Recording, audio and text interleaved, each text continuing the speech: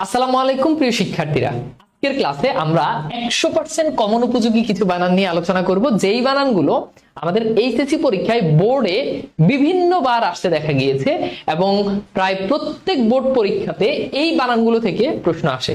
তো আজকের এই গুরুত্বপূর্ণ ক্লাসটি তোমরা কেউই মিস করবে না।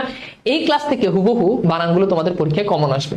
তাহলে চলো আমরা আলোচনা শুরু করে দিই। প্রথমেই আমরা যে শব্দটা রেখেছি সেই শব্দটা হচ্ছে উজ্জ্বল। এই পাশে ভুল শব্দগুলো দেওয়া, এই পাশে আমরা শুদ্ধ বানানটা লিখবো। তো এই যে উজ্জ্বল বানানটা আছে, এই উজ্জ্বল বানানটা পরীক্ষাতে অনেকবার আসছে। তো মনে রাখবা, উজ্জ্বল বানানে দুইটা বর্গীয় জ, এই দুইটা বর্গীয় জ এরপর নিচে একটা বফালা আছে, ঠিক আছে উজ্জ্বল বানানে। তাহলে এখানে ভুলটা কি বলতো? এখানে ভুলটা হচ্ছে এখানে জাস্ট একটা বফালার কম আছে। এরপর খেয়াল করে দেখো সরস্বতী বানান। সরস্বতী বানানটা কেন ভুল? সরস্বতী বানানে এই যে প্রথম স এর সাথে বফালা, এটা হবে না। অর্থাৎ সরস্বতী বানানে প্রথম যে স, এই স এর নিচে কোনো বফালা হবে না, পরের যে স, এই স এর সাথে বফালা হবে। তাহলে কি সরস্বতী, বুঝতে পেরেছো? তাহলে প্রথম স এর সাথে বফালা হবে না।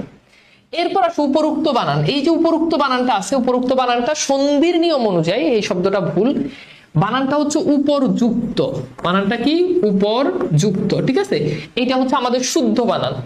এরপর নীরব, নীরব, নিরস, এই ধরনের বানানগুলোতে নয় দীর্ঘিকার হয়। ওকে, তাহলে নীরব বানানে কি হবে? নয় সাথে দীর্ঘিকার হবে। নীরব, নিরস এই বানানগুলোতে নয় দীর্ঘিকার, রসিকার না। এরপর খেয়াল করে দেখো পিপিলিকা বানান। এটা পরীক্ষার জন্য খুব গুরুত্বপূর্ণ একটা বানান, পিপিলিকা। পিপিলিকা বানানটাতে মনে রাখবা, প্রথমটা রসিকার, পরেরটা দীর্ঘিকার, পরেরটা আবার রসিকার, এরপর হচ্ছে কয়াকার। বুঝতে পারছো?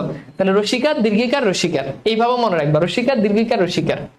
আচ্ছা, বিদ্যান বানান, এটা শুধু বানানে না, প্রয়োগ অপপ্রয়োগে এই বানানটা অনেকবার আসে। তো বুঝতে পারতেছো, আমরা যখন বিদ্যা লিখি তখন আসলে এইভাবে লিখি, কিন্তু বিদ্যান বানান যখন লিখতে হবে তখন আমরা সবাই এই বানানটার সাথে পরিচিত। এখানে দয়ের সাথে একটা বফলা থাকে, বিদ্যান বানান। সমীচীন বানানে দেখো এখানে দুইটা রস্যিকার দেওয়া আছে। এই বানানটা ভুল। এই বানানটা পরীক্ষাতে অনেক রকম আসতে পারে। যেমন খেয়াল করে দেখো, এই সেম বানান এরকম আসতে পারে, সমীচীন, তাই না?